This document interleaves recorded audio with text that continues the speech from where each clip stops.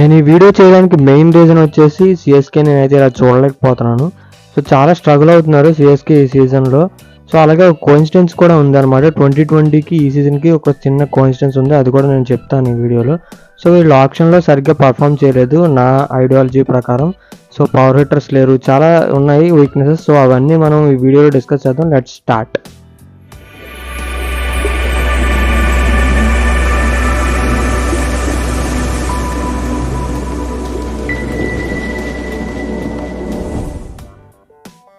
First మనం coincidence గురించి మాట్లాడితే, సో 2020కి ఈ 2025కి ఏం కోఇన్సిడెన్స్ ఉంది? సో ఫస్ట్ మ్యాచ్ అనమాట, చెన్నై వర్సెస్ ముంబై. 2020లో కూడా మీరు చూడండి, ఫస్ట్ చెన్నై మ్యాచ్ ముంబైతోనే పడింది. ఆ మ్యాచ్లో కూడా చెన్నై సూపర్ కింగ్స్ విన్ అయింది. బట్ మనకు తెలుసు ఆ తర్వాత మొత్తం స్ట్రగుల్ అయ్యి మొత్తం bottom of the టేబుల్తో నిలిచారనమాట 2020లో.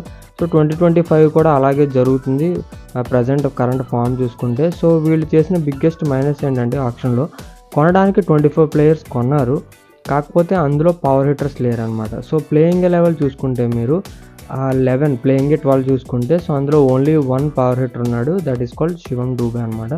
Shivam Dube fail అవుతున్నాడు. సో అది కంటిన్యూస్గా బ్యాక్ ఫుట్లో పెట్టేస్తుంది సిఎస్. బేసిక్గా ఈ సీజన్ తర్వాత నాకేం అర్థమైందంటే, ఎలా ఉండాలి టీం ఎలా ఉండకూడదు, ఈ రెండు నాకు క్లియర్గా అయితే తెలిసినాయి అనమాట. రెండు లైవ్ ఎగ్జాంపుల్స్ మన కళ్ళ ముందే ఉంది. సో మొత్తం క్లాస్ ప్లేయర్సే ఉంటే సిఎస్కే టీం అవుతుంది, ఎందుకంటే పవర్ హిట్టర్స్ చాలా ఇంపార్టెంట్ 2020 గేమ్లో. మీరు టెస్ట్ వన్ డే అయితే మీకు అక్కర్లే, క్లాస్ ప్లేయర్స్ సరిపోతారు. కానీ T20కి వచ్చేసరికి మీకు ఆ స్ట్రైక్ రేట్ అనేది చాలా ఇంపార్టెంట్ అనమాట. మినిమం 130, 140, 150 అబోవ్ స్ట్రైక్ రేట్ ఉంటేనే మీకు మంచి టోటల్స్ వస్తాయి, అది విన్నింగ్ టోటల్స్గా మారిపోవచ్చు.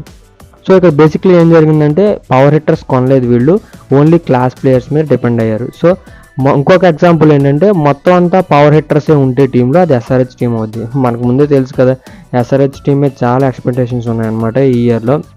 వాళ్ళు 300 కొడతారని చాలామంది అనుకుంటున్నారు, కాకపోతే అది పాసిబుల్ కావట్లేదు, ఎందుకంటే వాళ్ళు కూడా స్ట్రగుల్ అవుతున్నారు అనమాట. చెప్పాను కదా, మొత్తం పవర్ హిట్టర్స్ ఉన్నా అది SRH టీం లాగా స్ట్రగుల్ అవుతారు, మొత్తం క్లాస్ ప్లేయర్స్ ఉన్నా అది CSK లాగా స్ట్రగుల్ అవుతారు అనమాట.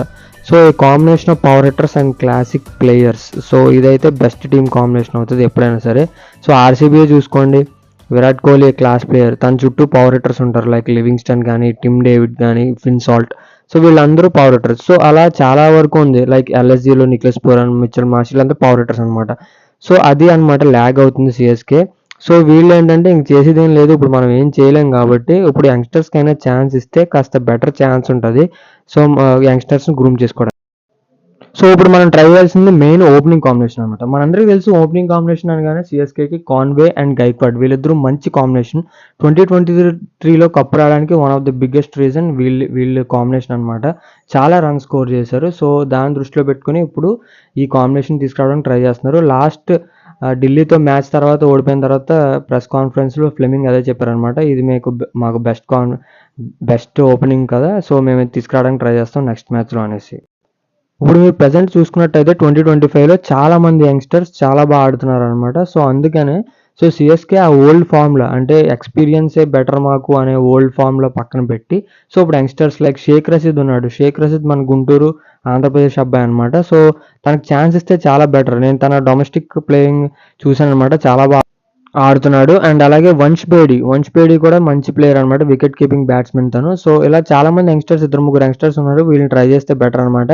బౌలింగ్ని మనం కంప్లైంట్ చేయలేము ఈ సీజన్లో, ఎందుకంటే బౌలింగ్ వాళ్ళకున్న రిసోర్సెస్లో చాలా బాగా బౌలింగ్ వేస్తున్నారు. సో వాళ్ళ బిగ్గెస్ట్ కన్సర్న్ బ్యాటింగ్ అనమాట. బ్యాటింగ్ కరెక్ట్గా చేస్తే మ్యాచ్లు గెలవచ్చు.